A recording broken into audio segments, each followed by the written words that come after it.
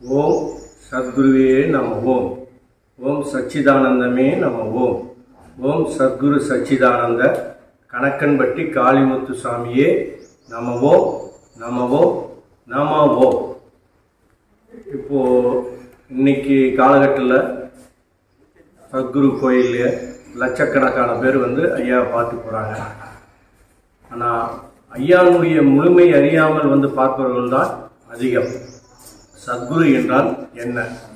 முதல் குரு என்றாலே இருளை நீக்குபவர் குரு. அப்போ நம் மனதில் இருக்கக்கூடிய அழுக்குகளை அகற்றி பாவத்தை கழித்து நமக்கு ஞானத்தை போதிப்பவர் தான் சத்குரு. அது எப்படிப்பட்ட ஞானம்? ஞானம் நீங்க நினைக்கிற மாதிரி தவம் இருந்தோ இல்லை காடு மலையில் திரிந்தோ வாசியேற்றம் பண்ணியோ கிடைக்க வேண்டிய அவசியமே இல்லை என்பதை சத்குரு உணர்த்தியிருக்கிறார். அவர் எப்படி உணர்த்தியிருக்கிறார் அப்படின்னு பார்க்கும்போது, நல்லவனோ கெட்டவனோ நீ நாணயமா நடனார், இல்லறமே நல்லறம்னார். டேய் பாடுபடாம எதுவுமே கிடைக்காதரா அப்படின்னார். அப்போ உண்மையின் உழைப்பின் தத்துவத்தை அங்க மக்களுக்கு நிறைய போதிச்சிருக்காரு. பாத்தீங்கன்னா கள்ள புரட்ட சொல்லுவாரு. அவர்களுடைய உழைப்பினுடைய அமைப்பால் வேர்வையை சிந்த வச்சு அந்த பாவங்களை கழிச்சிருக்காரு. ஆனால் அவரால் முடியாது, இந்த லோகத்தில் எதுவுமே கிடையாது. ஏன்னா அற்புதங்கள்னு சொல்ல போனால் கணக்கில் அடங்கா. நான் அற்புதங்களை சொல்ல நான் வரவில்லை. ஆனால் ஐயாவை பற்றி அறிஞ்சுக்கணும், அதுதான் உண்மை. ஐயானா யாரு? இன்னைக்கு அவரை போகர் அவதாரம் வாங்க, காகபுசுண்டர் அவதாரம் வாங்க, பாம்பாட்டி சித்தர் அவதாரம் வாங்க, முருகனே அவர் தான் அப்படிங்குவாங்க. இதுக்கெல்லாம் அப்பாற்பட்டவர். பிரம்மம் என்றால் தெய்வத்துக்கெல்லாம் அப்பாற்பட்டவங்க தான் ஐயா. இந்த தெய்வத்துக்கு அப்பாற்பட்ட சத்குருவை எப்படி வணங்கணும் அதை தெரிஞ்சுக்கணும். எல்லாம் சத்குருக்கு விருப்பமான டீயை வச்சுக்கிட்டு, கூல்ட்ரிங்க்ஸ் வச்சுக்கிட்டு, புகையில வச்சுட்டு வணங்குறது முக்கியம் அல்ல. அதே மாதிரி அமாவாசை, பௌர்ணமி, புனர்பூச நட்சத்திரம் வணங்குறதும் பெரியதல்ல. இந்த வயிற்று வலியும் தலைவலியும் நமக்கு அமாவாசை பௌர்ணமி பார்த்து வராது, எல்லா நேரத்திலையும் வரும். அப்போ எல்லா நேரத்திலையும் வணங்கக்கூடிய தத்துவத்தை கொண்டவர் தான் குருமார். நம்ம ஐயா இந்த நாள் நல்ல நாள், இந்த நேரம் கெட்ட நேரம் அப்படின்னு அவர் யாருக்குமே எதுவுமே இதுவரை போதித்ததே கிடையாது. அவரை பொறுத்த வரைக்கும் எல்லா நாட்களும் எல்லா நேரமும் நல்ல ஒரு அமைப்போடு. ஏன்னா இந்த உலகம் பிரபஞ்சத்துல நம்ம பிறந்திருக்கோம். இந்த பிரபஞ்ச ரகசியத்தை முழுமையாக அறிந்தவர் சத்குரு. அவரிடம் நாம் அறிந்து கொள்வது என்னன்னா, முதல் இந்த பிறவியை கடக்கணும். பிறவியை கடக்கணும்னா நம்ம ஒவ்வொரு கோயிலா வணங்கி இருக்கிறதுனால கண்டிப்பா கடக்கவே முடியாது. 10 தெய்வங்க கிட்ட அப்ளிகேஷன் போடுறான், எனக்கு இது நடக்கணும், அது நடக்கணும், இது நடக்கணும்னு போறான். 10 தெய்வத்துக்கிட்ட போனாலுமே ஒருவேளை அவனுக்கு காரியம் நடந்துருச்சுன்னா எந்த தெய்வம் செய்ததுன்னு அவனுக்கு தெரியாது. இதுல சத்குரு ஸ்ட்ரிக்டா இருப்பார்.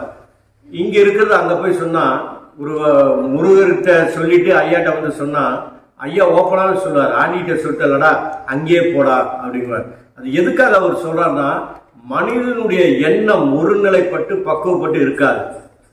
ஒன்றே குலம் ஒருவனே தேவன் என்கிற கருத்தையும் நாடாது. அதனால என்ன பண்ணுவான், இந்த சாமியை மாத்திக்கிட்டே இருப்பான். நாளைக்கு வேப்ப மரத்துல பால் குடிக்குது, அங்க சாமி நல்லா அங்க போய் கொண்டு இருந்தா நல்லா இருக்குன்னா இங்க விட்டுட்டு அங்க போயிடுவான். அப்போ குருமார்களை எப்படி மனசுல ஏகத்துக்கு ஒருத்தர் தான் குரு, பரமாத்மா குரு. அது எந்த குருவா இருந்தாலும் நீ மனதார ஏற்றுக்கொள், மற்ற குருமார்களிடம் ஆசீர்வாதத்தை வாங்கிக்கோ. ஆனா குருங்கிறவர் எதுக்கு வந்தார்?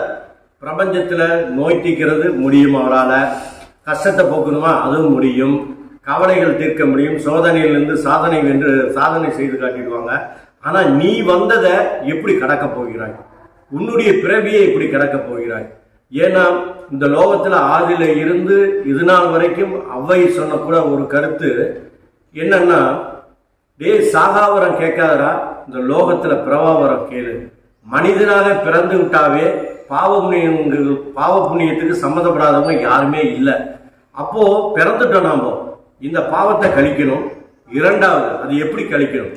ஐயா சொல்ற மாதிரி மலையில ஏறி தவம் இருக்கிறதுனால கழிக்க முடியாது, நிச்சயமா அவருக்கு படைய போறதுனால கழிக்க முடியாது.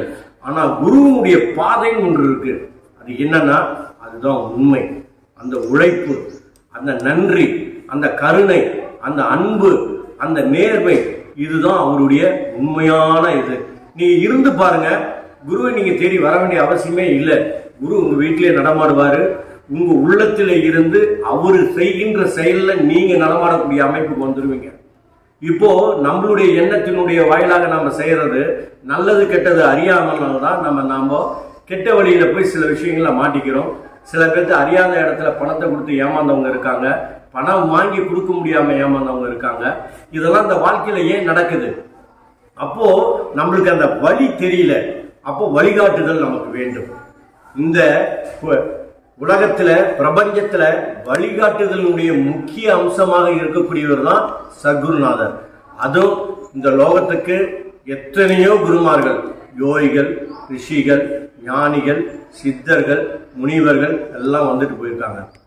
இதுலயே கணக்கம்பட்டி சத்குரு மட்டும் வித்தியாசப்பட்டவர். எப்படி சொல்றேன்னா, எளிமையா வாழ்ந்தாரு.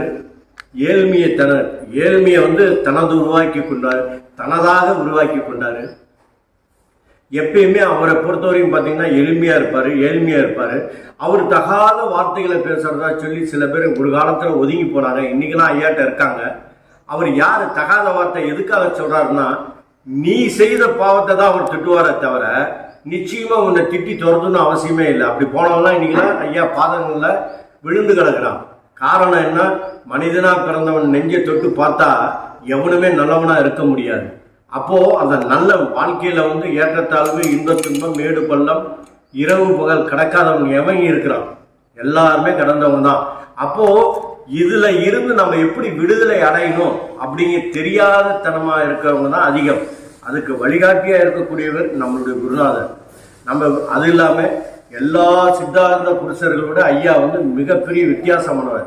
என்கிட்ட ஒரு வாட்டி சொன்னாரு, நமக்கு தெரிஞ்சது தலையான சித்தர்கள்ல 18 பேர்னு சொன்னோம். ஆனா ஐயா சொன்னாரு, 19 பேத்துல நானும் ஒருத்தண்டான்னாரு. அப்போ இவர் தனிப்பட்ட முறையில் தான் இந்த லோகத்துக்கு வந்திருக்காரு. இமயமலையில இருந்து இது இங்க பழனி வர வரைக்கும் நிறைய குருமார்களை உருவாக்கி இருக்கார். எனக்கு ஒரு விதத்துல எனக்கு ஞாபகப்படுத்தியது, எனக்கு உணர்த்தியது என்னன்னா, சீரடி பாபாவுக்கு குருவாக இருந்தவர். எப்படி இதை சொல்றேன்னா, அவர் என்னுடைய உடம்பு இது இல்லடா, இமயமலையில தங்கம் போல மின்னுதுறான். அப்போ இமயமலையில தங்கம் போல அவர் கடைசி வரைக்கும் 8 சட்டை போட்டிருந்தார். 8 பேர் தன் வசம் வச்சிருந்தார். ஒவ்வொரு சட்டையா கழட்டிட்டு கடைசியா ஒரு சட்டையோட நின்னார். சத்குரு சொன்னால், இது எதனால இதெல்லாம் சொல்றேன்னா, அவரால் முடியாத ஒரு விஷயத்தை நிச்சயமாக அது யாராலையும் செய்ய முடியாது, இறைவனாலையும் முடியாது. அப்படின்னு அவரால் எல்லா காரியங்களும் செய்து முடிக்க முடியும். அவர் ஒரு வினை தீர்க்கக்கூடிய வித்தகராக இருந்தாலுமே அவர்கிட்ட நம்ம எதை பயிரணும் அதை தெரிஞ்சுக்கணும். நேர்மையை உணரணும், உண்மையான உழைப்பை அறிஞ்சுக்கணும். அவரை பொறுத்த வரைக்கும் நீ whatever your duty you do best. உனக்கு என்ன கொடுக்கப்பட்டு இருக்க கடமையை நீ திறன்பட செய்து முடித்து விடு. அதுதான் அவர் விரும்புகிறார். அதுல ஏற்றத்தாலும் இன்ப துன்பம், சாதனை சோதனை இருந்தாலும் மனசார ஏற்றுக்கொள். எது உன்னை நோக்கி வருகிறதோ அதை மனதார ஏற்றுக்கொண்டால் நிச்சயமாக அதுக்கு ஒரு வழி பிறக்கும். நாம ஏத்துக்கவே மாட்டோம். ஐயோ எனக்கு இப்படி அமைஞ்சிருச்சு, நான் இந்த சாமி கிட்ட போனேன் அது நடக்காம போச்சு, இந்த சாமி கிட்ட போனேன் நடக்காம போச்சு. இப்போ நம்ம ஐயாட்ட வரும்போது இவ்வளவு அற்புதங்கள் நடந்தது, அது வேற. ஐயாட்ட யார் தீவிர பக்தரா இருக்கிறானோ நிச்சயம் அவன் சோதனை சந்திக்காம இருக்கவே முடியாது. காரணம் என்னன்னா, அவனுடைய பாவத்தை கழிக்கணும்னா அவன் முன்னால் செய்த பாவங்கள் அவன் செய்கின்ற புண்ணியத்தை தடுக்கும். இது ஐயா காரணம் இல்லை. சில பேர் என்கிட்ட சொன்னாங்க, சத்குருவை கும்பிடுவதால் நாங்க ரொம்ப கஷ்டப்படுறோம், ரொம்ப வேதனைக்குறோம். அப்போ சத்குரு கும்பிடும் போது அவர் என்ன, உனக்கு இருக்கிற அழுக்கு மூடையெல்லாம் தூக்கி அவர் சுமக்கிறவரு, உனக்கு மட்டும் சோதனை கொடுக்கணும் என்ன அவசியம்? யாருக்கும் அவர் சோதனை கொடுப்பதற்காக இந்த லோகத்தில் வரல. அவர் எதிர்பார்த்தது நல்ல ஒரு மனிதன் இந்த லோகத்தில் இருக்கானா, அதுதான் எதிர்பார்த்தார். நல்ல மனிதன் என்றால் என்ன?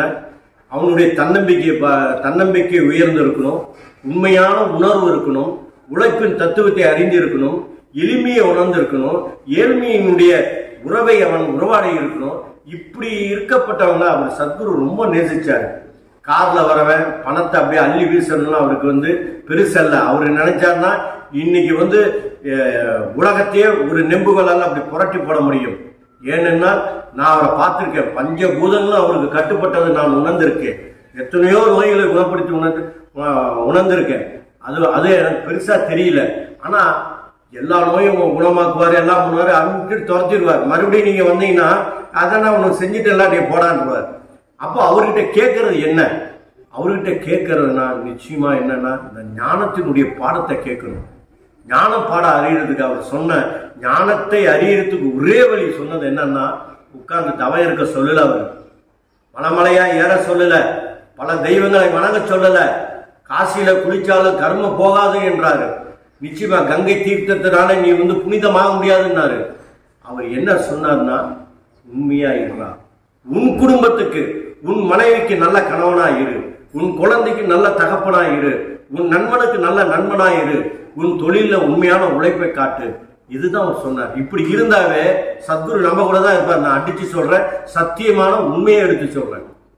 ஏன்னா நம்ம உண்மையை மறந்துடுவோம். நம்மளை அறியாம சில நேரத்தில் பொய்ய சொல்லிடுவோம்.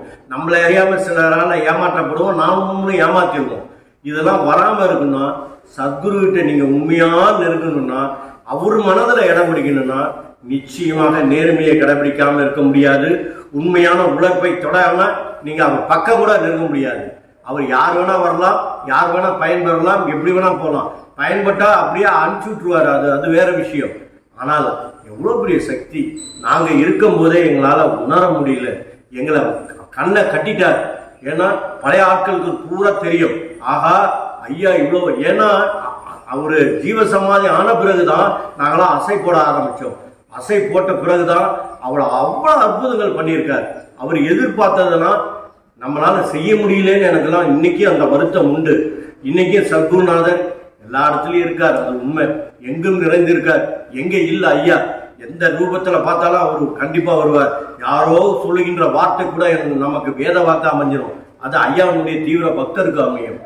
ஆனா நாம இருக்கிற காலத்துல பயன்படுத்தலைங்கிறது எனக்கு மிகப்பெரிய ஒரு வருத்தமா இருக்கு. காரணம் என்ன, மிகப்பெரிய ஞான வள்ளல்னு சொல்றாங்க, ஞான ஜோதின்னு நான் சொல்லுவேன். ஏன்னா அந்த ஞானத்தினுடைய பிறப்பிடமே ஐயா தான். அப்ப ஞானத்தை எப்படி அறிகிறது? எல்லாம் சும்மா என்ன இப்ப சொல்றாங்க, வாசி மூச்சு இழுத்து. நான் அப்படிதான் வாசியாட்டெல்லாம் பண்ணிட்டு இருந்தேன்.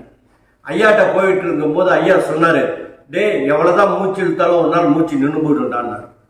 அப்போ இந்த வாசி ஏற்றங்கிறதுலாம் உன்னுடைய உடல் பக்குவமும் மனப்பக்குவத்தை கொண்டு வருவதற்கு. ஆனா ஐயா அழகா ஒரு வழி சொன்னாரு, உண்மையா உள்ளடா, பாடுபடுடா, நேர்மையாயிருடா, உன் குடும்பத்துல உன்னை சார்ந்தவர்கிட்ட நீ நல்லவனாயிரா. அது இருந்தாவே போதும். வெளியே நீ எதுவுமே நீ இது பண்ண வேண்டியதில்லை. உனக்கு குடும்பத்துல எது வருகிறதோ, எது உன்னை நோக்கி பயணிக்கிறதோ, அதன் மூலமாக நீ பயணித்து வந்தால் நிச்சயமாக சத்குரு உன்னிடம் தான் வியாபித்து இருப்பார். நீங்க நாம நினைக்கிறோம், நாம தான் இயங்குறோம், நாம தான் செயல்படுத்துறோம், நம்ம என்னென்ன விளையாடுறது நிச்சயமா உண்டு. ஏன்னா ஒவ்வொருடைய மனதின் கோட்பாடு அவர்களுடைய எண்ணத்தின் அடிப்படையில் தான் அமைஞ்சிருக்கு. இது உண்மை. ஆனால் உள்ள ஒரு ஆத்மான்னு ஒண்ணு இருக்கு இல்லையா? அந்த ஆத்மக்காரனுடைய அந்த தத்துவத்தை உணர்ந்தவர், இந்த உலகத்தில் இருக்க அனைத்து உயிர்களுடைய தத்துவத்தையும் அவர் அறிந்தவர். எந்த ஒரு மிருகமா இருந்தாலும் சரி, புழுப்பூச்சா இருந்தாலும் சரி, எது இருந்தாலும் அவரிடம் பேசும். ஏன்னா அவர் காக்கைகிட்ட பேசி பார்த்திருக்கோம், குயில்கிட்ட பேசி பார்த்திருக்கோம். டே 2 காக்கா வந்திருக்கு பாடுறா, அது இதை சொல்லுதுரா, இங்க இருந்து போகணுங்குதுரா, அங்க 2 பேர் காத்துட்டு இருக்கிறான், நம்ம அங்க போலான்னு 2 பறக்க போகுதுறான்னு அவர் சொல்லி முடிக்கிறதுக்குள்ள அது பறக்கும். காக்கை பறக்கும், குயில் வந்துருச்சுடா, நமக்கு ஞானத்தை சொல்லக்கூடிய குயில் அமைஞ்சிருக்குடா அப்படிலாம் சொல்லியிருக்காரு. ஆனா யார் ஞானத்தை கேட்டாங்க? இது வரைக்கும் எனக்கு தெரிஞ்ச வரைக்கும் எத்தனையோ பக்தர்கள் ஐயா இருக்கிற காலத்திலே லட்சக்கணக்கான பேர் வந்துட்டு போயிட்டாங்க. அவரு கடைசி காலத்துல ஒரு 2-3 வருஷம் அவருக்கு, ஏன்னா பல பாவங்களை தான் சுமந்ததுனால அவருக்கு அந்த சக்கரை வியாதி அதிகமாகி காலில் புண்ணுலாம் ஏற்றுக்கிட்டார். ஒரு வாட்டி இங்கிருந்து நாமக்கல்ல இருந்து ஒருத்தர் போய் அவர் காலை தொடப்பும் போது அவர் சொன்னாரு, எங்கிருந்துடா பாவ மூட்டையை கொண்டு வந்து இங்க இறக்க வர, என் காலை பாடுறான்னா. எல்லாம் பாவ மூட்டையை கொண்டு சத்குருவிட சரணாகதி செய்யறதுக்கு தான் இருக்கானே தவிர, பாவ மூட்டையை நாமே சுமந்து எப்படி கழிக்கணும் என்ற அந்த வழியை கேட்க மாட்டேங்கிறாங்க. அந்த வழியை கேட்டா அழகா கழிக்கிறதுக்கு வழியை சொல்லுவார். இவன் என்ன பண்றான், யாரா வாங்கிட்டா நம்ம பாரத்தை அவன் வாங்கிட்டான்னா நம்ம நலிவு ஓடி போயிடலாம் அப்படின்னு தான் நினைக்கிறான் ஒவ்வொருத்தனும். இது முக்கியம் அல்ல.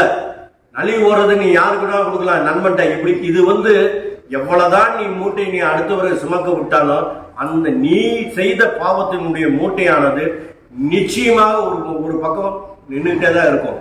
அதை சுமக்காம இந்த லோகத்தை விட்டு நீ போக முடியாது. அதை சுமந்து எல்லாம் முடிச்சாதான் அந்த ஞானத்தினுடைய பிறப்பிடுமே, அதனுடைய அடித்தளத்தையே நீ தொட முடியும். அப்போ பாவத்தை கழிக்கிறது எப்படி? அதான் ஐயா சொல்றார், அழகா சொல்றார். வேடிவே சிந்துங்கிறார், நேர்மையா இருங்கிறார், உண்மையா இருங்கிறார். அடுத்தவங்க பொறாமப்படாத. இன்னைக்கு நம்ம ஐயா கோயில் நல்லா உயர்ந்து இருக்கு. எத்தனையோ பேர் ஐயா கூட இருந்தவங்க சரி, சில பேர் அந்த ஐயா கூட இருந்தவங்க ஐயா அங்க உயர்ந்து வர்றதுக்கு பல விதமான குறைபாடுகளை சொல்றாங்க, என்கிட்ட சொல்லியிருக்காங்க. ஆனா நான் என்னை பொறுத்தவரை சொல்லுவேன், ஏன்னா ஐயா ஒரு இடத்துல போய் உட்கார்றாருன்னா அவர் பர்மிஷன் இல்லாம எவனுமே செய்ய முடியாது.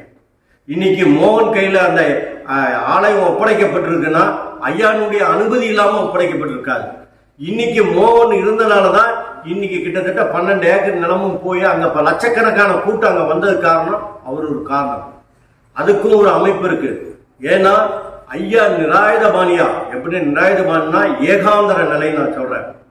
சோத்துக்கு இருக்காது, ஒரு 2 ரூபா எல்லாத்தையும் கேட்பார், 2 ரூபா கொடு அப்படின்னு கேட்பார். ஒரு டீ வாங்கி விடுறான்னு கேட்பார். அவர் நினைச்சாருன்னா மாளிகையில் எப்படி வாழலாம்? அவரால் முடியாத எதுவுமே இல்லை. ஆனா கெஞ்சினா அது யார்கிட்ட கெஞ்சுவாரு? இந்த பழம் வைக்கிறவன்ட்ட, பெரிய கோடீஸ்வரன்லாம் கெஞ்ச மாட்டார். பழம் வைக்கிறவன்ட்ட, ரோட்ல பிச்சை எடுக்கிறவன்ட்டே பிச்சைவா இருப்பார். அப்படியேப்பட்ட உயர்ந்த என்ன, ஏன்னா அது எடுக்கிறதுனால அவன் பாவத்தை குறைப்பார். அவ்வளவு பெரிய ஒரு சக்தி, எல்லாத்தையும் உணர்ந்த சக்தி இன்று மோகனிடம் ஒப்படைச்சிருக்குன்னா அதை நம்ம யோசனை பண்ணி பார்க்கணும். இன்னைக்கு அந்த இடம் சிறந்து வளர்ந்து உலகத்திலேயே போற்றக்கூடிய ஒரு அமைப்பா கணக்கம்பட்டி அமைஞ்சிருக்கு. கணக்கம்பட்டிங்கிறது இதுக்கு முன்னாலேயே புண்ணிய பூமி தான். ஏற்கனவே அங்க ஒரு சச்சிதானந்தர் இருக்கார். அதை ஏற்கனவே ஒருத்தர் வந்துட்டு அந்த காளி கோயில வந்துட்டு போயிருக்கார். இருந்தாலுமே பல மகான்கள் ஐயா ஜீவ சமாதி ஆகும்போது பாத்தீங்கன்னா எனக்கு தெரிஞ்சு ஒரு 25 மகான்கள் அன்னைக்கு இருந்தாங்க. முக்குக்கு உட்கார்ந்து இருந்தாங்க. இதெல்லாம் யாரும் அறிய முடியாது. அவங்க பின்னாடி ஒரு கூட்டம், அவங்க அங்க உட்கார்ந்து இருந்தாங்க. அப்போ ஒரு வாட்டி இடுமன் மலையில சொல்றாரு, என்ன சொல்றாருன்னா, சாமி எல்லாம் கொஞ்சம் ஓரமா ஒதுங்கி உட்காருங்க, எங்க ஆளுங்களாம் வர போறாங்க, அவங்களுக்கு நான் சொல்லணும், அவங்களுக்கு நான் எடுத்து சொல்லணும், உலக நடவடிக்கை எடுத்து சொல்லணுங்கிறாரு. நாங்களாம் போயிட்டோம். போன பிறகு நான் ஒரு தூரமா பாக்குறேன். அவர் ஒரு கல்லு திட்டு மேல உட்கார்ந்துருக்காரு. அவர் சுத்தி ஒரு 25 நாய் இருக்கும். எல்லாம் குத்துக்கால் போட்டு இப்படி உட்கார்ந்துட்டு இருக்கு, ஏதோ கேட்கிற மாதிரி. இவரும் புகையில வாயில போட்டுட்டு இப்படி பேசிட்டு இருக்காரு. ஒவ்வொரு நாய் ஊழ விடுது, ஒவ்வொரு நாய் குலைக்குது. இவர் பாட்டுக்கு எல்லாம் கேட்டுட்டு இருக்காரு. சரி, அப்ப கொஞ்ச நேரத்துல இவர் எந்திரிக்கிறா, எல்லா நாய் போகுது. டே சாமி, எல்லாம் முடிஞ்சதுடா, எங்க சபை கலைஞ்சிருச்சு, எல்லாம் வாங்கலாம் அப்படின்னா. அப்படின்னா என்ன அர்த்தம்? அவரால் முடியாத என்ன இருக்கு? எத்தனை மகான்கள், எத்தனை சித்தர்கள் இன்னைக்கு ஐயானுடைய பாவையை பார்த்துட்டு இருக்காங்க. என்கிட்ட ஒரு வாட்டி சொன்னாரு, நான் தான் 8ஆம் நம்பர் காரன், சனிக்கிழமைக்காரனை பார்த்தாதாண்டா எல்லாமே ஆகுன்னாரு. அப்போ இந்த 8க்குரியவர் சனீஸ்வரனுடைய அதிபதியா இருந்தாலுமே, 8ஆம் நம்பர் காரனா இருந்தாலுமே, இன்னைக்கு சனியினுடைய அனுமதி இல்லாமல் யாருமே உயர முடியாது. சனியின் அனுமதி இல்லாம யாருமே ஞானம் பெற முடியாது. அவர் சொன்ன இன்னொரு வார்த்தை இருக்கு, 7, 8, 9 என் கையில் இல்லடா, அங்கிட்டு இங்கிட்டு எங்கிட்டு போனாலும் என்ன பார்க்காம நடக்காதரானார். அப்போ 7, 8, 9 அவர் கையில் இருக்கும்போது நம்ம அவரை கெட்டியா பிடிச்சிக்க வேண்டாமா? அங்க எவனா இருந்தாலும் அவரை பார்க்காம நடக்காதுன்னு பகிரங்கமான வார்த்தையை உதித்தவர். அப்போ அவரை பிடிச்சுக்கணும், நம்ம வாழ்க்கை தத்துவத்தை அறிஞ்சுக்கணும். அவர் இந்த பிறவியை கடக்கக்கூடிய மிகப்பெரிய சக்தி அவர் வச்சிருக்காரு. நீ எவ்வளவுதான் கடல்ல நீந்தினாலுமே நிச்சயமா அந்த அலையினால மறுபடியும் கரைக்கு வந்துதான் தீர்ந்தாகணும். ஆனா அடுத்த கரைக்கு போகணும்னா ஐயானுடைய பாதத்தை நீ கெட்டியா பிடிக்கணும். ஐயானுடைய பாதத்தை பிடிக்கிறது மட்டுமல்ல, அவருடைய வழியில நடக்கணும். அவருக்கு வழிங்கிறது என்னன்னா உண்மைதான், உழைப்பு தான், நேர்மைதான். இதுல போங்க, நிச்சயமா உங்களுக்கு ஞானம் வேண்டும் என்றால் அந்த ஞானத்தினுடைய பாதைக்கு வழிகாட்டுவார். உங்க எண்ணத்தை டைவர்ட் பண்ணுவார். இன்னைக்கு ஐயா கூட இருக்கும் போது கொலகாரன், முள்ள மாதிரி முடிச்சவைக்கு ஏமாத்துறவன், திருடுறவன், பொய் பேசுறவன் நிறைய பேர் இருந்தார். கடைசியில போகும்போது அவன் வேத வாக்க பேசிட்டு போனான். அந்த தெய்வீக வாக்கு அங்க அந்த அளவுக்கு ஐயா அவனை ட்ரைன் அப் பண்ணியிருந்தார். இங்க சுத்தி இருந்தாலும் சில வார்த்தைகள் நாம கேட்கும் போது இவன் வாயில இப்படி ஒரு வார்த்தை கிடைக்குமாங்கிறது ஒரு அற்புதமாக இருந்தது. அப்படியேப்பட்ட உயர்ந்த சக்தி உடைய நம்ம குருநாதரை எப்படி வணங்கணும், அதே மாதிரி உன் குடும்பத்தை ஐயாவை எப்படி ஏத்துக்கணும். ஒண்ணு தகப்பனா ஏத்துக்கிறியா, இல்ல தாயா ஏத்துக்கிறியா, இல்ல தாத்தாவா ஏத்துக்கிறியா, இல்ல நண்பனா ஏத்துக்கிறியா, இல்ல உன் புருஷனா ஏத்துக்கிறியா, இல்ல உன் குருவா ஏத்துக்கிறியா. இந்த இறைவன் பொறுத்த வரைக்கும் நீ எந்த விதத்துல ஏத்துக்கிறியோ அந்த விதத்துல அவரு இருப்பார். ஒரு வாட்டி ஒரு பொண்ணு வந்து அப்பா அப்பா நீ தான்ப்பா எனக்கு எல்லாம் அப்படின்னு. அப்பா அவர் சொன்னாரு, ஏன் எனக்காக நீ பிறந்த அப்படின்னாரு. ஆனா சொன்னா அந்த பொண்ணுக்கு ரொம்ப வருத்தமாய் போய் உட்கார்ந்துச்சு. ஏய் மாரியம்மா இங்க வா மாரியம்மா, அழகா கூப்பிட்டார். அழகா கூப்பிட்டு அதுக்கு சொல்ல வேண்டிய கருத்து எல்லாம் சொன்னார். அப்போ கருணையினுடைய வடிவம் ஐயா, இரக்கத்தினுடைய தன்மையை உணர்ந்தவர் ஐயா. அவரை எப்படி பிடிக்கணும், அவரை எந்த ரூபத்துல நம்ம போய் அணுகணும். சும்மா நம்ம ரூபங்கிறது நான் என்ன சொல்றேன்னா, நமக்குள்ள இருக்கக்கூடிய ரூபம் எப்படின்னா அது உண்மையா இருக்கா, நேர்மையா இருக்கா, நிதானமா இருக்கா, ஏமாத்தாம இருக்கா, திருடாம இருக்கா, பொய் பேசாம இருக்கா. இந்த ரூபத்தை நாம் வரவழைத்து அவரிடம் மண்டிட்டு மன்றாடினால் நிச்சயமா இந்த உலக பந்தங்களிலிருந்து விடுதலை பெற்று சத்திய லோகத்திற்கு போகக்கூடிய ஒரு வழியை காட்டுவார். இன்னைக்கு ஐயா எங்க இருக்காரு? சத்திய லோகத்தில் இருக்கார். சத்திய லோகத்தின் அங்கே இருக்கக்கூடிய தலைமை பீடத்தில் அமர்ந்திருக்கார். தங்க சிம்மாசனத்துல உட்கார்ந்து இருக்கார். அவர் எப்படி நம்ம அணுகணும்? மிக உயர்ந்த சக்தியை இன்னைக்கு என்ன சொல்றாங்கன்னா, சத்குருவே சரவணன் 108 தடவை சொல்லிட்டா போதும், அவருக்கு டீ வச்சு படையல் போட்டு கும்பிட்டா போதும், அவரை சத்குரு நம ஓம் சத்குருவே சரணம் சத்குருவே நமக அப்படின்னு சத்குருவே துணை இப்படி சொன்னா போதாது. அவர் வழியை நீ எப்படி கடைபிடிச்ச? உண்மையா இருந்தியா, ஏமாத்தாம இருந்தியா, பொய் பேசாம இருக்கணும். ஐயாவுக்கு ரொம்ப பிடித்தமான ஒரு விஷயம் என்னன்னா பொய் பேசக்கூடாது. பொய் பேசாம இருந்து பாருங்க, ஐயா உங்க பக்கத்துல பொய் பேசுறதுக்கு பலவிதமான நாடகங்கள் ஆடுவார். ஆனா பொய் பேசாம இருக்கணும்னா கடைசி வரைக்கும் அரவணைச்சு வச்சுருவாங்க. ஏன்னா எவன் ஒருவன் நம்மளுடைய சத்குரு சச்சிதானந்த காளிமுத்து சுவாமியை குருவா ஏற்றுக்கொண்டானோ அவன் பல வழிகளில் சோதனைகளுக்கு உட்பாவான், நிச்சயமாக உட்படுவான். நான் எதுக்காக சொல்றேன்னா, குருவா ஏத்துக்கிட்டா சிசின்ற நம்ம ஒரு வாத்தியத்தை படிக்கும் போது நம்ம ஸ்கூல்லயே படிச்சிருக்கோம், தப்பு பண்ணா குச்செடுத்து அடிக்கல. அந்த மாதிரிதான் நாம மிகப்பெரிய வாத்தியத்தை படிக்கிறோம். வாழ்க்கை தத்துவத்தை உணரக்கூடிய ஒரு மிகப்பெரிய ஒரு தத்துவத்தின் அதிபதி, ஞானத்தினுடைய தெய்வம், ஞான வல்லல், மிகப்பெரிய சித்தாந்த புருஷர்களுக்கெல்லாம் தலைமை பீடத்தில் அமர்ந்திருக்கக்கூடிய மிகப்பெரிய சக்தி. அவரை போய் நம்ம அணுகும் போது எப்படி அணுகணும்? இன்னைக்கெல்லாம் கோயில் இருக்கவங்களும் சரி, நம்ம கோயில வரவங்க சர்வசாதாரணமா ஐயாவை நினைச்சிட்டு இவரும் ஒரு சாதாரண சித்தர் அப்படின்னு நினைச்சிட்டு போறாங்க. அப்படிலாம் நினைக்க முடியாது ஐயாவை. இன்னைக்கு 17வது சரீரங்கிறாங்க, பாம்பாட்டி சித்தருங்கிறாங்க, போகருங்கிறாங்க, சுப்பிரமணியரே இவருதாங்கிறாங்க, காகபுசடர் இவருதாங்கிறாங்க. எப்படி இதெல்லாம் சொல்றாங்க? அவங்களுக்கு அந்தந்த ரூபத்தை காட்டுறாரு. இவர் பிரம்மம் அல்லவா? உலகத்திலே மிகப்பெரிய கடவுள் பிரம்மம் தான். இந்த பிரம்மத்தினால் முடியாதது எதுவுமே கிடையாது. ஆனா அந்த பிரம்மம் என்று அறியறதுக்கு எங்களுக்கு எப்போ முன்னாடி அறிய முடியல. அவர் இருக்கிற காலத்துல அறிய முடியல. காரணம், அவர் எங்களுக்கு வைத்த பணியும் அவர் நடந்துகிட்ட முறையும் எங்களை கண்ணை மறைத்து விட்டது. ஆனால் அவர் ஜீவசமாதி ஆன பிறகு அவருடைய நிலையை பழைய ஆட்கள்லாம் நீங்க நல்லா யோசனை பண்ணி பார்த்தீங்கன்னா, பழைய சிந்தனைகளை அவங்க கொண்டு வரும் பொழுது ஐயாவுடைய முழுமையை அவங்க உணர்ந்துருவாங்க. ஐயா விஸ்வரூப காட்சி காட்டியிருக்காரு, ஆஞ்சநேயரா காட்டியிருக்காரு, சிவபெருமானா காட்டியிருக்காரு. நிச்சயமாக பாம்பு தலையில சுருட்டி அப்படி படம் எடுத்து பார்த்தவங்கன்னா இன்னைக்கு உண்டு. சிவபெருமான் ஆஞ்சநேயரா விஸ்வரூபமா நின்று போனதை நானே பார்த்திருக்கேன். எவ்வளோ அவரால் சாமி நாமக்கல் இருக்க ஆஞ்சநேயர் நீங்களா அப்படிங்கும் போது இடுமலையில நடந்து போறாரு. ஒரு துண்டை பின்னாடி கட்டிட்டு வாழு மாதிரி நடந்து போறாரு. திடீர்னு பார்த்தா மிகப்பெரிய உருவமா தெரிஞ்சது. இப்படிப்பட்ட மிகப்பெரிய சக்தி வாய்ந்தரை நாம சர்வசாதாரணமா நினைக்கிறோம். ஏன்னா நாம கதைகளை படிச்சு பழக்கப்பட்டு போயிட்டோம் இல்லையா? சிவபுராணம், கந்த புராணம், தேவி புராணம், விஷ்ணு புராணம், ராமாயணம், மகாபாரதம், தேவி புராணம், இப்படிலாம் படிச்சு படிச்சு படிச்சு படிச்சு நாம் என்ன ஒவ்வொரு கடவுளா வணங்கி வணங்கி வணங்கி வணங்கி வணங்கி சின்ன வயதிலே இருந்து நம்ம பழக்கப்பட்டு போயிட்டோம். ஒன்றே குலம் ஒருவனே தேவன் என்கிற கருத்தை மறந்துட்டோம். உலகத்துல சிவம் என்றால் என்ன? அமைதி, பூரணம், நிறைவு. அமைதி, பூரணம், நிறைவு பெற்ற மனம். சிவனே இருக்கான அவனை தொந்தர் பண்ணாங்கன்னா அமைதியா இருக்கான்னு அர்த்தம். மாயா என்பது என்ன? உன் ஆசையினுடைய விளையாட்டு தான் மாயா, அதுதான் விஷ்ணு. பிரம்மம், பிரம்மத்திலே இருக்கக்கூடிய ஒரு சக்தி தான் பிரம்மா. அதே மாதிரி ஆக்கல், அழித்தல், காத்தல், கல்வி, செல்வம், வீரம், அறிவு, புத்தி, ஏன் காமத்துக்கு கூட நம்ம கடவுள் வச்சிருக்கோம்.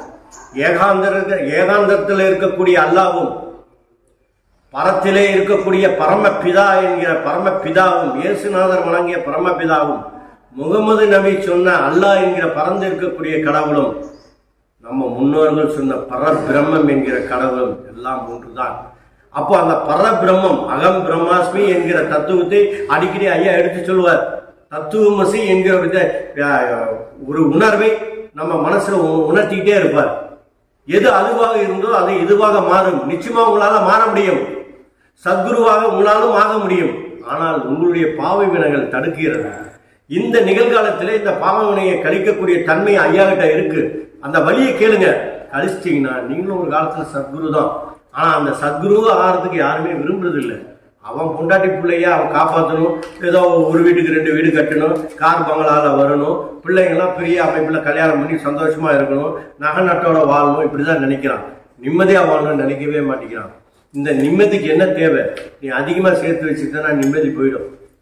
அதிகமா வீட்டுல 1 லட்ச ரூபா பணத்தை வச்சுட்டு வெளியே கல்யாணத்துக்கு வந்தீங்கன்னா கல்யாணத்தை விட உங்க வீட்டுல இருக்க 1 லட்ச ரூபா தான் பெருசா தெரியும். அந்த மாதிரிதான் ஐயா, பணங்கிறது இந்த உலகத்திலே எதுவுமே நிரந்தரம் இல்லை. எதுவுமே நிரந்தரம் இல்லாத உலகத்துல நம்ம நிரந்தரம் நினைச்சு வாழ்ந்துட்டு இருக்கோம். இந்த உடம்பு நிரந்தரமா? நம்ம மனைவி நிரந்தரமா? நம்ம தாய் தகப்பன் நிரந்தரமா? நம்ம குருநாதர் நிரந்தரமா? அந்த உடல் நம்மளை விட்டு போயிடுச்சு இல்லையா? எல்லா உடலும் மண்ணுக்கு போற உடல் தான். ஐயாட்ட கேட்டேன், சாமி ஒளியில போறாங்க, காத்துல மறைகிறாங்க, மண்ணுல மறைகிறாங்க, தண்ணியில மறைகிறாங்க, ஜல சமாதி அந்த சமாதி எல்லாம் சொல்றாங்களே, இதெல்லாம் உண்மையான்னு கேட்டேன். டே, எவனா இருந்தாலும் மண்ணுக்கு போய் தாண்டா ஆகணும் அப்படின்னா என்ன அர்த்தம்? இந்த லோகத்துல இயற்கை கொடுத்ததை எவன் சாப்பிட்டானோ அந்த இயற்கை பறிக்காம விடாது. என்னைக்கோ ஒரு நாள் எல்லாத்தையும் பறிச்சிடும் மாட்டேங்குது. அப்போ பறிக்கிற வரைக்கும் நீ என்ன வாழ்ந்த வாழ்க்கை அதுதான் ஏட்டில் எழுதப்படும். நீ போன பிறவில என்ன செய்தையோ இந்த பிறவில ஒரு மனித ஜென்மமாக பிறந்து இருக்கிறாய். இந்த மனித மீனவே உன்னுடைய பாவத்தை கழிக்கக்கூடிய மிகப்பெரிய சக்தியா இருக்கு. அதை எப்படி கழிக்கணும்? அது குருநாதர் இல்லாம கழிக்கவே முடியாது. நீ தனிப்பட்ட முறையில் என்னதான் முன்னாலும் முடியாது. அப்போ போன ஜென்மத்துல நீங்க எந்தெந்த ஜெனட்டிக் பரம்பரையில எந்த தாய் தகப்பன் தாத்தா பாட்டி அவங்களோட பிறந்தவங்களோ அந்த ஜீனுடைய உறவு இன்னைக்கு இருக்கும் உங்க உடம்புல. உங்களுடைய ஜீன் இல்லாம அவங்களுடைய ஜீன் ஒவ்வொரு பகுதி இருக்கு. அப்ப அந்த பாவத்துக்கெல்லாம் நீங்க பதில் சொல்லியே தீரணும். அப்ப அந்த பாவத்தை கழிக்கக்கூடிய வழிகாட்டுதல் நம்ம ஐயா இருக்கும் பொழுது அவரை கிட்டே பிடிக்கணும் இல்லையா? அவர் சொல்ற பாதை பெருசா ஒண்ணும் சொல்லல. உண்மையா இருந்தாரு, கடைபிடிக்கிறது தான் கஷ்டம். நேர்மையா இருங்கிறாரு, ஏமாத்தாம இருங்கிறாரு, திருடாம இருங்கிறாரு, பொய் பேசாம இருங்கிறாரு, அடுத்தவங்க பொருளை அபகரிக்காம இருங்கிறாரு. இப்படி இருந்து வாழ கத்துக்கணும். இது முடியாதுங்கிறது இந்த லோகத்துல இல்ல. நிச்சயமா ஐயாவை முழுமையா நம்பி நீங்க ஒவ்வொரு அடியும் நீங்க வச்சு பாருங்க. நிச்சயமா அங்க போற இடத்துல ஒளிமயமான ஒரு வாழ்க்கையை நீங்க பார்ப்பீங்க. எல்லாருமே தன்னுடைய சுயநலத்துக்காகத்தான் ஐயாட்ட நிறைய பேர் வராங்க. சுயநலம்னா பணம் காசு இழந்துட்டேன் சாமி, நான் ஒரு 10 லட்ச ரூபா ஒருத்தன் கொடுத்தேன், ஏமாத்திட்டு போயிட்டான், நான் 10 லட்ச ரூபா வாங்கினேன், என்னால கட்ட முடியல, வீடு கட்டி கடன் ஆயிட்டேன், வண்டி வாகனம் வாங்கி எல்லாம் ஆக்சிடென்ட்ல போயிடுச்சு, குழந்தை பிறக்காம பல பேரு, குழந்தை பிறந்து ஊனமா பிறக்கிறது, கண்ணு தெரியாம பிறக்கிறது, கல்யாணம் ஆகி பொண்டாட்டி வேற ஒருத்தனோட ஓடுறது, கணவன் சரியில்லாம டெய்லி தண்ணி போட்டு அடிக்கிறது. இதுதான் மிக பெருசா இருக்கு. யாரையுமே திட்டாத ஒரு வாழ்க்கையை கத்துங்க. ஒரு கணவன் தண்ணி போடுறான்னா, சாமி ஐயாட்ட சொல்லுங்க, இன்னையிலிருந்து அவர் தண்ணி போடக்கூடாது, அவர் இன்னைக்கு வீட்டுக்குள்ள நுழையும் போது சந்தோஷமான சூழ்நிலை வரும் அப்படின்னு நினைக்கணும். ஆனா எல்லாரும் என்ன நினைப்பா, இன்னைக்கு என்ன பண்ணு கலவரம் பண்ண போறானோ அப்படின்னு நினைச்சா நிச்சயமா கலவரம் பண்ணுமா? உங்க எண்ணமே பல கெட்ட சங்கதிகளையும் நல்ல சங்கதிகளையும் அழைத்து வரும். அந்த எண்ணத்தில் நல்ல சங்கதிகளை போற்றக்கூடிய ஒரு அமைப்பாக இருக்கக்கூடியவர் தான் நம்ம சத்குருநாதர். அவரை கெட்டியா பிடிச்சிங்க. உங்க பாதத்தை நீங்க அவர் பாதத்தை கெட்டியா பிடிக்க வாழ்வியல் தத்துவம் புரிந்து அந்த சத்தியலோகத்திற்கு போக வழியை அவர் காட்டுவாரு. ஆனால் வணங்குவதாலும் அவர் பெயரை உச்சரிப்பதனாலும் எதுவும் கிடைக்க போறதில்ல. அதை மட்டும் வச்சுங்க. அந்த உண்மையான பாதையை கடைபிடிங்க. நேர்மையை உங்களுக்கு ஒரு படமா ஏத்துங்க. அந்த நேர்மையில் அவ்வளோ இருக்கு. ஏன்னா எல்லாரும் சில பேர்த்துக்கு தடம் புரண்டு போகும் வாழ்க்கை. சில பேர்த்துக்கு வாழ்க்கை தடம் புரண்டு போகணும்னா ஐயாவே சொல்லுவார், அவன் கூட சேராதா அவன் போயிடுவான்டா அப்படின்னு. அப்போ அவனோட சேராம இருக்கணும். அதே மாதிரி இது நிரந்தரம் இல்லை. அவரு தொட்டது, பார்த்தது, பேசுனது, அடிச்சது எல்லாருமே நீங்க நல்லா இருக்காங்க. யாருமே குறை போல. அவர் யாரை சுத்தப்படுத்த நினைச்சாரோ அவரெல்லாம் இன்னைக்கு சுத்தமா தான் இருக்காங்க. நல்ல எண்ணத்தோட தான் வழி நடத்துறாங்க. இன்னைக்கு எத்தனையோ பேர்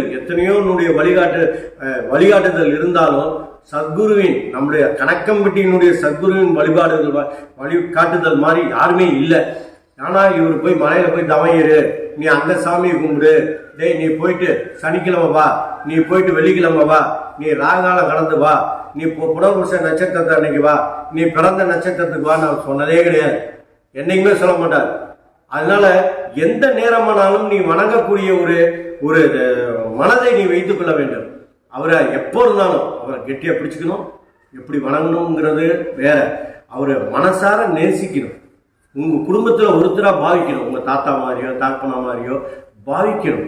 உங்க குடும்பத்துல ஒருத்தரா பாவிக்கும் போது உங்க இல்லறத்துல அவர் தான் நடமாடுவார்.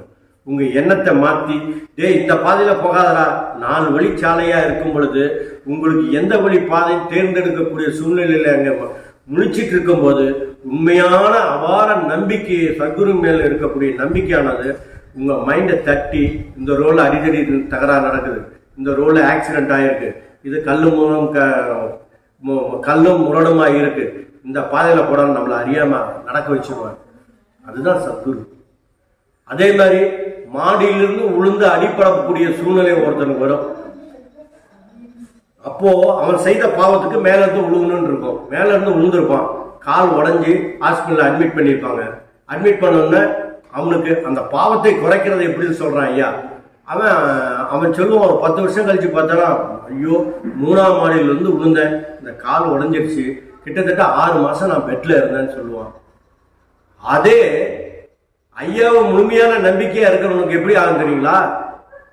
சும்மா அவன் வீட்டு படிக்கிட்டு மேல கால் வைப்பான், கால் ஸ்லீப் ஆகும், அதே உடையும், அதே 6 மாசம் பெட்ல இருக்கும். அது வீட்டு ஹவுஸ் அரெஸ்ட்ல இருப்பான். அந்த வழி 10 வருஷம் கழிச்சு சொல்லும் போது எப்படி சொல்லுவான்? மேல இருந்து விழுந்து அந்த பயத்தோட சொல்லுவான். ஆனா இந்த வழி எப்படி சொல்லுவான்? ஒன்னும் இல்லடா, அந்த படிக்கிட்டு மேல காலை வச்சா படக்கஞ்சு 6 மாசம் படுக்க வச்சுருவான். அந்த தாங்கிக்கொள்ளக்கூடிய பக்குவத்தை, மனதை நமக்கு கொடுத்துருவார். அதுதான் ஐயானுடைய மிகப்பெரிய விஷயம். ஐயாவை அறிந்து கொள்ள நானும் எத்தனையோ பேர்த்த பார்த்துட்டேன். நானும் இங்க ஐயா இருக்கிற காலத்திலே கோயில் ஐயா சிலையை வைத்து பூஜை பண்ணி அன்னதானம்லாம் கொடுத்து வரேன். ஐயா சொன்ன பாதையை பல பேர்த்துக்கு சொல்லிட்டு இருக்கேன். யார் பிடிக்கிறாங்களோ இல்லையோ, ஏன்னா மனதை அறிந்து கொள்வது மிகப்பெரிய கஷ்டம். ஒவ்வொரு மனதில் இருக்கக்கூடிய எண்ணங்களை நம்ம அறிந்து கொள்வது கஷ்டம். ஆனா நம்ம குருநாதர் இருக்காருப்பாங்க, இதுக்கு வில்லாதி வில்லனம். 100 பேர் அமர்ந்திருந்தாலும் 100 பேர்த்தினுடைய மனசுல ஓடுறது அப்படியே படிச்சுன்னு சொல்லுவாங்க. நடந்த சம்பவம், நடக்க போகக்கூடிய சம்பவம், நடந்து கொண்டிருக்கிற சம்பவம், 3ஐயும் அவர் எடுத்து சொல்ல முடியும். முக்காலத்தையும் உணர்ந்தவர்.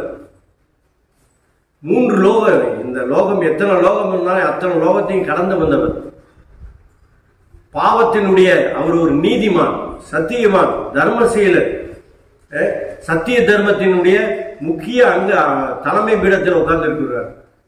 அவரால் ஏன்னா நீதிமான் எதுக்கு சொல்றேன்னா, அவர் ஒரு வாட்டி சொன்னாரு, வானுக்கும் மண்ணுக்கும் நடுவில் இருந்து பேசுறேன்டா சாமி, என் வார்த்தையை விண்ணுல இருக்கணும் கேட்டாகணும், மண்ணுல வாழணும்னு கேட்டாகணும், நான் தாண்டா நீதி தராசு அப்படின்னா. அப்போ அவர் எப்படிப்பட்ட ஒரு அமைப்போட இருக்கார், ஒரு நீதிமான். அந்த நீதிமான்கிட்ட சப்போஸ் இன்னைக்கு இறைவனே எல்லாம் இருந்தாலுமே ஐயாட்ட போறதுக்கு பயப்படணும். அங்கிருந்து துர்வாசகர் வந்தார்னா மும்மூர்த்திகள் எந்திரிச்சு உட்காரணும், எந்திரிச்சு நிக்கணும். இல்லை என்றால் துர்வாசகர் சாபம் விடுவார். துர்வாசகருடைய சாபம் என்னன்னா, யாருக்கு சாபம் விடுறாரோ அந்த பவர் அவர் உடனே குறையவே குறையாது. அப்போ அப்படியேப்பட்டவர் வரும்போது எப்படி இருக்கும்? அப்போ துர்வாசருக்கு எப்படி இந்த பவர் வந்தது? வசிஷ்டருக்கு எப்படி பவர் வந்தது? அகத்தியருக்கு எப்படி பவர் வந்தது? நந்திதேவருக்கு எப்படி பவர் வந்தது? நம்ம ஐயாவுக்கு எப்படி பவர் வந்தது? இதெல்லாம் உணர்ந்து பார்த்தீங்கன்னா அவங்க போன பாதை போனா சத்திய தர்ம பாதை. சத்திய தர்மத்தை அவங்க மறக்கவே இல்லை. அந்த சத்திய தர்மம் தான் அவங்க மிக பெருசா கொண்டு வந்தது. அந்த பாதையை நம்மளை வரைச்சு விடாது. நாம எதுவுமே அங்க போறது இல்லை. நம்ம கஷ்டத்தை நம்ம சொல்லதான் அங்க போறோம். நம்ம வேதனையை தீக்க தான் போறோம். நம்மளுடைய துன்பங்களை அகற்றக்கு தான் அங்க போறோம். நம்ம பொருள் கேட்டு தான் போறோம் அவர்கிட்ட. ஆனா அவர்கிட்ட கேட்க வேண்டியது ஞானத்தினுடைய ஒரு பீடம் அல்லவா கேட்கணும். அவரு லோகத்துல நமக்கு ஒரு இடம் வேணும்னு கேட்கணும் இல்லையா? அந்த சத்திய லோகத்துல அந்த சத்குருனுடைய இடத்துல நமக்கும் ஒரு இடம் கிடைக்கணும்னு கேட்கணும் இல்லையா? அப்படியே கிடைக்கணும்னு கேட்கும் போது அந்த உண்மை, நேர்மை, நிதானம் அந்த பாதையில நீங்க கடக்க வேண்டாமா? அப்படி கடந்தாதானே நீங்க சாதிக்க முடியும். இல்லறத்திலே நாம அதை சாதிக்க முடியலையே. கொண்டாட்டிகிட்டே பொய் பேசிட்டு ஏமாத்துறவன் இருக்கான். பசங்களை கிட்ட பொருள் கொடுக்காம ஏமாத்துறவன் இருக்கான். பசங்க கொடுக்குற பொருட்களே ஏமாத்துறான். பசங்கள் ஏமாத்துறாங்க. இப்படி இருக்கிற குடும்பம்லாம் இப்படி வளர்ச்சி அடையும். ஒரு காலத்துல யாருமே இந்த லோகத்துல எனக்கு தெரிஞ்சு நாமக்கல்ல கிட்டத்தட்ட 6-7 ஜமீன். இந்த ஜமீன்லாம் நீங்க ஒண்ணுலாம் போச்சு. கண்ணுக்கு என்ன தூரம் வரைக்கும் சொந்தம் சொன்ன முதுகா ஜமீன் இன்னைக்கு ஒண்ணுமே இல்லை. அப்போ பொருள் நிரந்தரமற்றது, இந்த உடல் நிரந்தரமற்றது, எதுவுமே நிரந்தரமற்றது. ஆனால் நீ செய்கின்ற செயல்கள் நிரந்தரமானது. செய்கின்ற பாவ புண்ணியம் உன்னை சேர்ந்து வந்து கொண்டே இருக்கும். அதை கரெக்டா தராசு மாதிரி நிறுத்தி வைக்கணும். அந்த தராசு மாதிரி இருக்கிறது தான் இந்த நீதி தேவனை நம்ம பிடிக்கணும். அந்த நீதி தேவனாக இந்த லோகத்திற்கு பல வருடங்கள் கழித்து இந்த லோகத்தில் பிரபஞ்சத்திலே கணக்கம்பட்டியிலே பிறந்து கணக்கம்பட்டியிலேயே வளர்ந்து கணக்கம்பட்டியிலேயே ஜீவ சமாதியாக இருக்காரு. இந்த மாதிரி இதுவரைக்கும் யாருமே ஆனது கிடையாது. உலகம் பிறந்ததுல இருந்து எத்தனையோ மகான்கள், ரிஷிகள், யோகிகள், சித்தர்கள் இந்த லோகத்துக்கு வந்திருக்காங்க. ஆனால் ஒரே மண்ணிலே பிறந்து அங்கேயே சமாதியாகி இன்னைக்கு பல லட்சம் மக்களுக்கு ஒரு ஒரு அமைப்பா அவங்க குடும்பத்துல ஒருத்தரா இருந்து அவங்களுடைய கஷ்டங்களை போக்கக்கூடிய ஒரு சக்தியா இருக்காருன்னா அந்த சத்திய தேவன் எவ்வளவு பெரிய பவரா இருப்பார். அந்த தர்ம தேவனை நம்ம எப்படி வணங்கணும்? நாமளும் அவர் பாதையை பிடிக்கணும் இல்லையா? அந்த பாதையை பிடிக்க நம்ம மறந்துட்டோம். நாம போய் நாங்களே என்னை பொறுத்தவரைக்கும் நான் சொல்லிக்கிறேன், மற்றவர்களை விட நான் மறந்துட்டேன். அவர் இருக்க காலத்துல மறந்துட்டேன். அவர் போனா டேய் போடா அந்த பக்கம் நல்லா புசு புசுன்னு ஏன்னா முன்னா தள்ளி போய் நின்றுக்குவோம். அவர் திட்டும் போது அவரை பத்தி நினைவுகள் எங்களுக்கு மறந்துடுச்சு. அவருக்கு உதவி பண்ணும் போது அவர் கைகால ஆரம்பித்து இந்த கை அவரை தொடாத இடமே இல்லை. எல்லாமே தொட்டு அவருக்கு விபூதி பூசின, எண்ணெய் பூசின, எல்லாமே பண்ணியிருக்கு. எல்லாம் பண்ணியிருந்தோம். மறுபடியும் ஏங்கதான் செஞ்சது. மற்றவர்கள் தடவும் போது நாமளும் கொஞ்சம் தடவ மாட்டோமா அப்படிங்கிற அந்த ஆசை விடவே இல்லை. அப்ப இந்த ஆசையிலிருந்து எப்படி விடுதலை அடைகிறது? ஐயோ கிட்டியா பிடிங்க, நான் என்ன சொல்றது, அவர் பாதங்களை பிடிச்சு விடாதீங்க. அந்த நன்றி ஏன்னா ஐயாவை பொறுத்த வரைக்கும் இந்த லோகத்துக்கு எத்தனையோ பேத்துக்கு செய்துட்டு இருக்காரு. நன்றி மறக்காதீங்க. எல்லாத்துக்கிட்டையும் அதான் சொல்றேன்.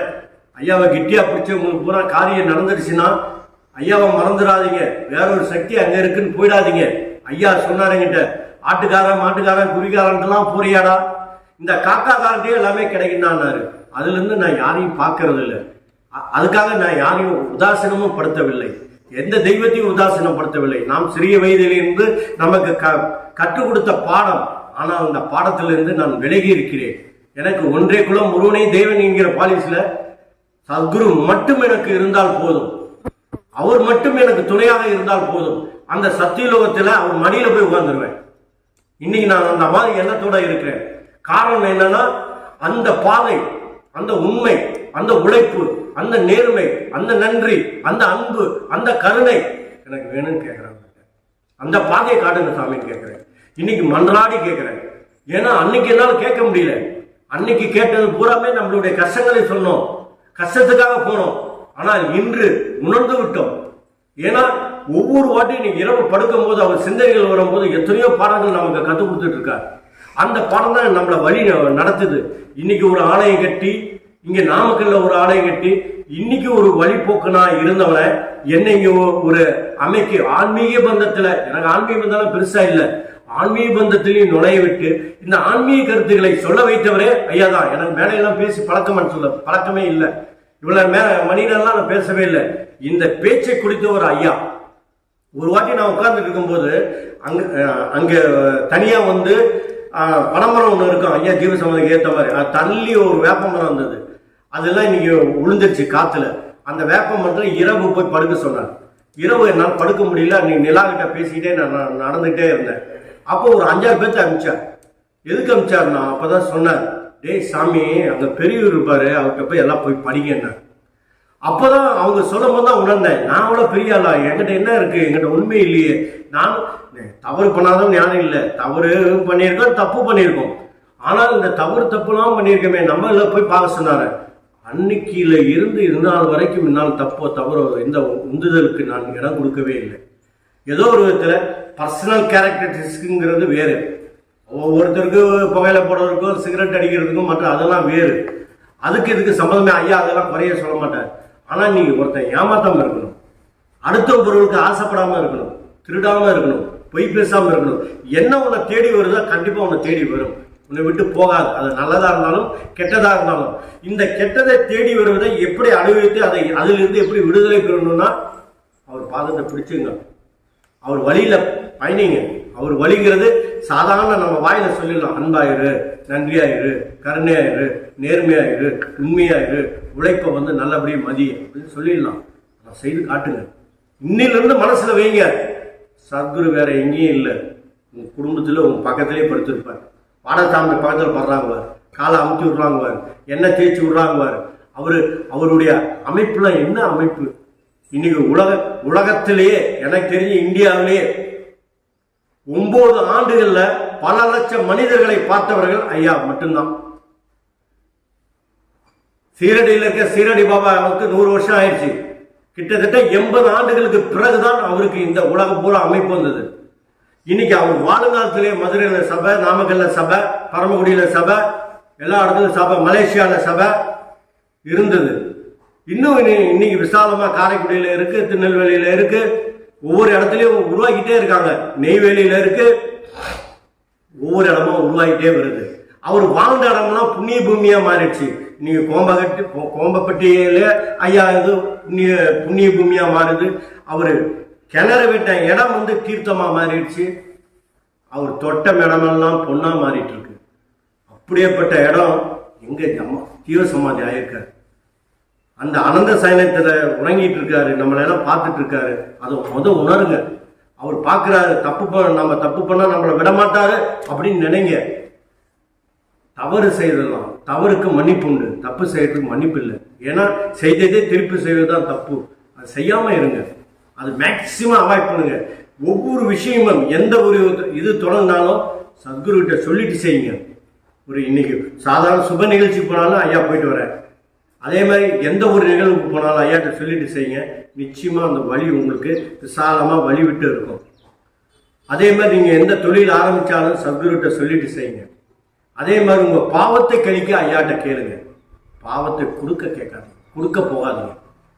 பாவம் அவர் சுமந்த வரைக்கும் போதும். எவ்வளவோ சுமந்துட்டார், எவ்வளவோ அவர் கடந்து வந்துட்டார். எத்தனையோ பிறவிகள், கிட்டத்தட்ட ஆயிரக்கணக்கான வருஷங்கள் வாழ்ந்துட்டு இருக்கார். அத்தனை பிறவிகள் கடந்து வந்துட்டார். அவர்கிட்ட போய் இன்னும் பாவத்தை கொடுத்துட்டே இருந்தா என்ன அர்த்தம்? அவர் சுமந்துருவார், அசால்ட்டா சுமந்துருவார். ஆனா உன் பாவம் மட்டும் அவர்கிட்ட அப்படியே தான் இருக்கும். என்னைக்கா ஒரு நாள் நீங்க அவரை வெறுக்கும் போது அந்த பாவம் மட்டும் உனக்கு சேர்ந்து வந்துடும், தானா வந்துடும். அவர் கொடுக்க மாட்டார். உன் எண்ணத்தினுடைய விளைவுதான பாவம், அது அவர்கிட்ட இருக்கும் எப்பயுமே. நாளைக்கு நீ ஒதுங்கும் போது தானா அந்த பாவம் வந்துடும். அதனால பாவம் முட்டையை ஒதுக்காதீங்க. அவர்கிட்ட பாவத்தை கழிக்கக்கூடிய ஒரு வழியை கேளுங்க. அதுதான் சிறப்பான அம்சமாக இருக்கும். அந்த வழிக்கு வந்து அவர் ஏற்கனவே சொல்லியிருக்காரு. உண்மையா இருந்தார். உலகத்திலே மிகப்பெரிய மந்திரம் என்னன்னு கேட்டதற்கு ஓங்காரமா மற்றதான் அவர் சொல்லல, உண்மையா இருந்தான்னு தான் சொன்னார். அதான் மிகப்பெரிய மந்திரம்னா. அப்போ உண்மையா இருக்க கத்துங்க.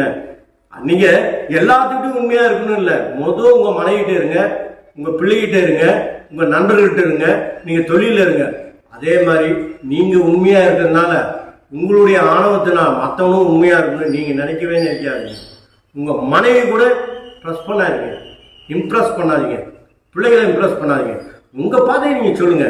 ஐயா அப்படிதான் இருப்பார். அவர் சொல்லி போயிட்டே இருப்பார். பிடிச்சா பிடிச்சிக்கோ, இல்லைன்னா போயிட்டா போடா, நான் சொன்னேன் நீ கேட்கல, விழுந்துட்டேன், நான் என்னடா பண்ணிட்டோம். ஒரு வாட்டி உட்கார்ந்து பேசிட்டு இருக்கும்போது, சாமி மழை வருமான்னு கேட்டார். வராதுன்னு வராதுன்னு சொல்லிட்டு மேலே பார்க்கலாம், டக்குன்னு ஒரு வானவில் தெரியுது. பார்த்துன்னு அவர் சொல்றார், மழை வருண்டா சாமி, நான் கொட்டாய்க்கு போறேன், நீ பின்னாடியே வாங்க. அவர் சொன்னோன்னே நான் வானவில் பார்த்தோம்னா துப்புன்னு கீழே விழுந்துட்டேன். விழுந்துன்னு அவர் சொன்ன வார்த்தை, டே பொசுக்குன்னு விழுகுறியடா சாமி, விழுந்தா நான் இல்லடா உன்னை தூக்கி விழுந்தேன், வாடா சாமின்னார். அப்போ அந்த வார்த்தையெல்லாம் இன்னைக்கு நினைக்கும் போது, அவ்வளவு கருணையோட இருந்த ஒரு தெய்வத்தை நாம் மறந்து விட்டோமே. அவர் இருக்கும் காலத்துல வணங்கு சும்மா போய் காலை தொட்டு கும்பிடுவோம், அவர் சொல்றதை கேட்டு கல்லை புரட்டுவோம், மண்ணை தள்ளி விடுவோம், கரும்பு சோகையை எடுத்து போடுவோம். இதுதான் செஞ்சமே தவிர அவர் மேல கருணை காட்டலையே, அவர் மேல நன்றி விசுவாசம் வைக்கலையே அப்படிங்கிற ஒரு எண்ணம் இன்றும் என் மனதிலே அப்படியே கொண்டுகிட்டே இருக்கு. இருந்தாலும் இப்போ நினைக்கிறோம், நிச்சயமா ஐயா இருந்தா கேட்டுட்டு இருப்பாரு, இங்கேதான் இருக்காரு. அவர் சொன்னாரு, நான் தான் அங்கேயே இருக்கலடா. நான் வந்து ஒரு வாட்டி அவர் முன்னாடி போகும்போது, இங்க வாடா சாமின்னாரு. கூப்பிட்டு, நான் தான் அங்கேயே இருக்கலடா, ஏன்டா பொசுக்கு பொசுக்குன்னு முன்னாடி இருக்க, அங்கிருந்தே படிடா போடான்னாரு.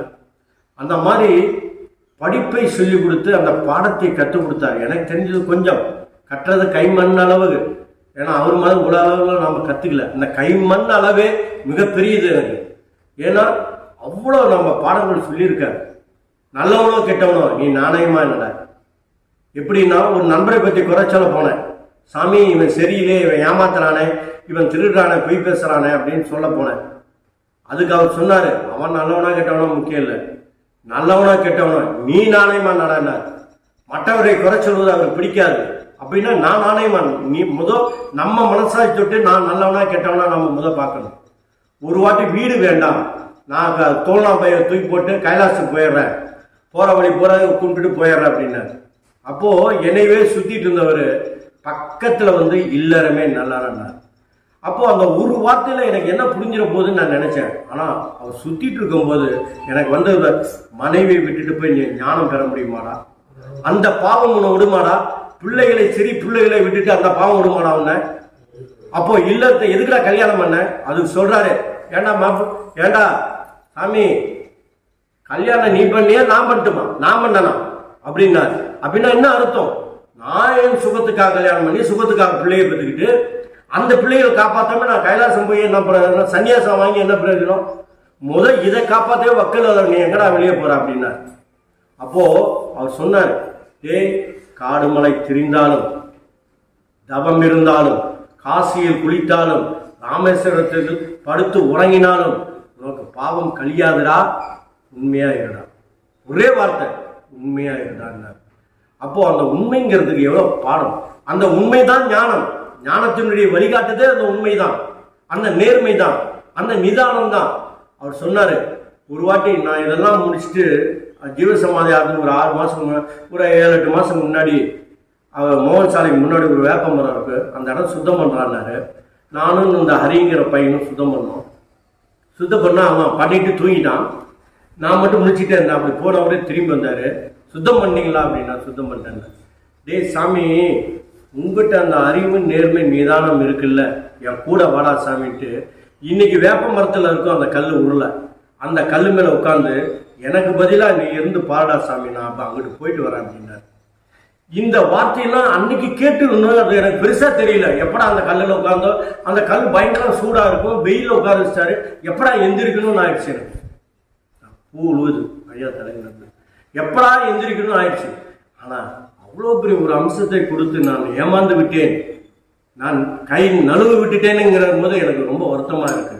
எனக்கு அவ்வளோ உயர்வான என்னை வந்து வெண்ணிலா அசிந்தாடி வருது பாரு அப்படின்னாரு, பெரியவரேன்னு கூப்பிட்டாரு, நாயக்கரேன்னு கூப்பிட்டாரு, அது இல்லாம ராமமூர்த்தின்னு கூப்பிட்டாரு. ராமமூர்த்தி இங்க வாங்க அந்த கல்லை புரட்டுங்க அப்படிங்குவாரு. அதே மாதிரி நான் ஒரு வாட்டி எல்லா வேலையும் என்னை ஒருத்தனே வேலை செய்ய வச்சார் ஜக்கம்மா கோயில. கிட்டத்தட்ட 2 மணி நேரம் வேலை செய்து என்னால முடியல. கரும்பு சோகையை எடுத்து போட, முள்ளை எடுத்து போட எல்லாம் முடியல. அன்னைக்கு ஒரு 20 பேர் சும்மா தான் இருந்தாங்க. அப்போ போய் ஒரு இடத்துல வேலை முடிஞ்சு உட்கார சொன்னாரு. நான் உட்கார்ந்து என்ன அறியாமே தூங்கிட்டேன். அது சரியான வெயில், அந்த வெயிலே படுத்துட்டேன். அப்போ என் தம்பியும் என்னுடைய தங்கச்சி வீட்டுக்கார அந்த பக்கம் போகும்போது கூப்பிட்டு, சத்குரு ஜானகிராமன் புரட்ட விட்டு தூங்குறாரு பாருனார். அப்போ சத்குரு ஜானகிராமன் தெரியல, ராமமூர்த்தி தெரியல, வெண்ணிலான் தெரியல, பெரியவர் தெரியல. அப்போ மாலை போட்டவரேன்னு கூப்பிடுவாரு. கடைசியா போகும்போது தான் ஒரு வாட்டி அவர்கிட்ட இதுதான் மிகப்பெரிய நான் செய்த புண்ணியம் நான் கருதுறேன். எப்படின்னா அப்போ பங்க்ல இருக்காரு, கேட்கணுமேன்ட்டு போய் ஐயாட்ட போய் கேட்குறேன். ஏன்னா ஐயா நாமக்கல் வரணும் எனக்கு ரொம்ப ஆசை. அவருக்கு நாமக்கல் மேலே பிரிய இருக்குங்கிறது எனக்கு நல்லாவே தெரியும். அவரை போய் கூப்பிட்றேன், சாமி நாமக்கல் வராங்க சாமின்ட்டு. அப்போது காற்றடிக்கிறதுக்கு இந்த பக்கம் தள்ளி நிறுத்துவாங்க. நான் போய் கேட்குறேன், நாமக்கலுக்கு வாங்க சாமி. அப்படியே பார்த்தாரு, 12 பல்லு விழுந்துருச்சுடா, நான் எங்கடா வர்றது அப்படின்னாரு. சரி என்னடா இப்படி சொல்கிறாரு அப்படின்னு யோசனையோடு இருந்தேன். அப்புறம் மறுபடியும் ஒரு வாட்டி கேட்டேன், சாமி நாமக்கல் வாங்க அப்படின்னு. அப்போ அவர் சொன்னார், ரெட்டியார் சத்திரம், ரெட்டியார் சத்திரம், ரெட்டியார் சத்திரம் 3 வாட்டி சொல்லி முடிச்சிட்டாரு. அதுக்கு அர்த்தம் எனக்கு என்னன்னு புரியல. அதுக்கப்புறமா என்ன பண்ணேன், இனிமேல் நாமக்கல் வாங்க கூப்பிடக்கூடாது அவரை அப்படின்னு ஒரு 5 நிமிஷம் கழிச்சு நேராக போய் ஐயாட்ட போய், சாமி நீங்கள் எங்கே போய் அங்கேயே எங்களையும் கூப்பிட்டு போங்க அப்படின்னு. அப்படியே ஒரு நிமிஷம் ஆடி போயிட்டார். மேலே எங்கேயும் பார்த்தாரு, கணக்கு போட்டார், அப்படி போட்டார், இப்படி போட்டார். முத்துக்கால தேவர், முத்துக்கால தேவர், முத்துக்கால தேவர் 3 வாட்டி சொன்னார். அதனுடைய அர்த்தம் என்ன புரியல. இன்னைக்கும் என்னுடைய அமைப்பில் என்ன இருக்கு ஏது இருக்குன்னு எனக்கு எதுவுமே தெரியாது. எல்லாமே அவர்கிட்ட தான் இருக்கு. கொடுத்ததும் அவரே, பறிப்பதும் அவரே. அதனால எல்லாமே அவர் தான். ஏன் நான் இதை சொல்ல வரேன்னா, அவரை என்னைக்கு நான் பிடித்தனோ அன்றையில இருந்து ஒரு மனிதனாக வாழ தகுதியா இருக்கேன்னுங்கிறது என் மனசாட்சி சொல்லுது. ஏன்னா நிறைய விஷயங்களை நான் மாறிட்டேன், நிறைய எண்ணங்கள் மாறிடுச்சு. அப்போ சத்குரு எப்படி மாத்துறான்னு பார்த்துங்க. நீங்க அவரை முழுமையா நம்பிக்கை வைங்க, அவருடைய எண்ணாலையில நுழைங்க. உங்க எண்ணாலையில நீங்க அவரை போட்டுக்காதீங்க. உங்க எண்ணாலையில போட்டீங்கன்னா நீங்க சரணம் சொல்லத்தான் ஆயிக்கு. அவருக்கு படைய வச்சு சோறு போட்டு நீங்களும் சாப்பிட்டுக்கிறதுக்கு தான் முடியும். ஆனா அவரு எண்ணாலையில நுழையணும்னா நீங்க நேர்மையா இருங்க, நிச்சயமாக உங்க பாதையில வெற்றி கொள்ளலாம். அவரும் உங்க கூடியே இருப்பாரு. அந்த சத்தியலோகத்துல நாமளும் ஒரு ஆளா உட்காருவோமே. நீங்களும் வாங்கல, எல்லாரும் வாங்க, அந்த சத்தியலோகத்துல போய் உட்காருவோம். அதுக்கு உண்மைங்கிற பாதையில இன்றிலிருந்து ஒரு சபதம் மேற்கொள்வோம். இன்றில இருந்து சத்குருவை முன்னிறுத்தி நாம் அவர் பாதையிலே செல்வோம். அவரை பார்த்தீங்கன்னா ஐயா இருக்கிற காலத்துல ஐயா முன்னாடி போவாரு, பின்னாடி அப்படியே ஒரு 20 பேர் 50 பேர் வரைக்கும் போறதெல்லாம் நான் பார்த்துருக்கேன்.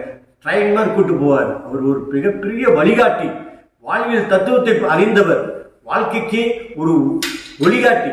ஒளியினா ஒளி, அவர் தீபத்தை ஏற்றக்கூடியவர், ஞான தீபத்தை தரக்கூடியவர், ஞான ஒளியை நம் மனதிலே புகுத்தக்கூடியவர். அப்போ அப்படியேப்பட்ட மிகப்பெரிய ஒரு சக்தியை நாம் மனதில் பதித்து அவருடைய எண்ணத்தில் நுழைந்து நாமும் அவ்வழியை நடப்போம் என்கிற ஒரு சபதத்தை மேற்கொண்டு சத்திய லோகத்தில் நாமும் இடம் பிடிப்போம் என்ற கொள்கையை மனதில் உறுதியோட வைத்து அவருடன் பயணிப்போம் என்று சொல்லி நான் முடிக்கிற. என்ன பேசினா நிறைய பேச வேண்டியது இருக்கு. எவ்வளோ அற்புதங்கள் ஐயா இங்க நாமக்கல்ல வந்த பிறகு நிறைய வித அற்புதங்கள் சொல்லியிருக்காரு. ஆனா அற்புதங்களால இன்னைக்கு நிறைய பேர் சொல்றாங்க. அதனால எனக்கு பெருசா எனக்கு தெரியல. இன்னைக்கு கணக்கம்பட்டியில இருந்து வந்திருக்க அவரு சிகப்பு சீனி, அவருக்கு தெரியும், ஐயா பத்தி முழுமையா தெரியும். இருந்தாலும் அவரு கேட்ட கேள்வி, அவர் ஒருத்தர்கிட்ட கேட்டுட்டு இருந்து நான் காலை கேட்டேன். அது மிக வித்தியாசமான கேள்விகள் தான். ஞானம்க்கு போறதுக்கு ஐயா என்ன வழிகாட்டினார், ஐயானால என்னென்ன பயன், நீங்க என்ன உணர்ந்தீங்க. அப்போ எல்லாமே நோய் நொடி போகுது, அது போகுதுன்னா. ஆனா ஐயா பத்தி யாரும் அறிஞ்சாங்க, அது கேட்டாரு. அதை சொல்லக்கூடிய தகுதி எனக்கு வந்ததுனால, அது சீனினால அது வந்ததுனால, சிகப்பு சீனினால வந்ததுனால அதை நான் உங்களுக்கு சொல்ல கடமைப்பட்டு இருக்கேன். ஏன்னா கணக்கம்பட்டியில இருந்து இப்படி ஐயானுடைய ஒரு தொண்டர் நமக்கு இன்றைக்கு இந்த இதை எடுக்கும்போது மிகப்பெரிய சந்தோஷம் இருக்கும். அதே மாதிரி நாமக்கல் ஆலயம் கட்டிட்டு இப்போ அன்னதானங்களும் விரிவுபடுத்துகிறோம். இன்னும் மிக சிறப்பாக இந்த சத்திய தர்ம பாதையை வலியுறுத்தி நிறுத்தி, எப்படியும் ஐயா எத்தனை பேர் கூட்டு போனா நமக்கு தெரியல, நாம் ஒருத்தராவது அழைச்சிட்டு போவோம் அந்த பாதைக்கு. ஏன் நாம் 100 பேருக்கு சொல்லுவோம், ஒருத்த காலையாவது விழுகாதா அவர் சொன்ன ஒரு தத்துவம். அதனால எல்லாத்தையும் சொல்லுவேன், இந்த உயிர் இருக்கிற வரைக்கும் ஐயானுடைய பாதையை வலியுறுத்துவதே என்னுடைய முதன்மையான கடமையா எடுத்துக்கிறேன். இதுக்கு இன்னைக்கு பேச வச்ச சீனிக்கு மனமார்ந்த நன்றி, சிகப்பு சீனிக்கு மனமார்ந்த நன்றி. ஏன்னா இந்த சந்தர்ப்பம் எல்லாத்த நேரத்தில் கிடைக்குமா கிடைக்காத எனக்கு தெரியாது. எனக்கும் வயசாயிடுச்சு. இனிமேல் நாமளும் இந்த ஐயா சொன்ன மாதிரி என்னைக்காவது நம்ம மண்ணுக்கு போயிடுவோம். இன்னைக்கு ஒரு தத்துவத்தை உருவாக்கிட்டு நாம இந்த கோயில உருவாக்கிட்டு போகணும். இவன் வந்தா இப்படி சொன்னா இப்படி செய்தான், இது பேர் இந்த மாதிரி பல பேர் இந்த மாதிரி வரணுங்கிறது. இந்த கோயிலானது இந்த ஞான தீபத்தை ஏற்றக்கூடிய மிகப்பெரிய ஒரு கோயிலா அமையணும். அந்த சத்திய தர்ம பாதையில வழி நடக்கக்கூடிய ஒரு அமைப்பா இருக்கணும் அப்படின்னு சொல்லி விடைபெறுகிறேன். நன்றி, வணக்கம். ஓம் சத்குருவே நமோ.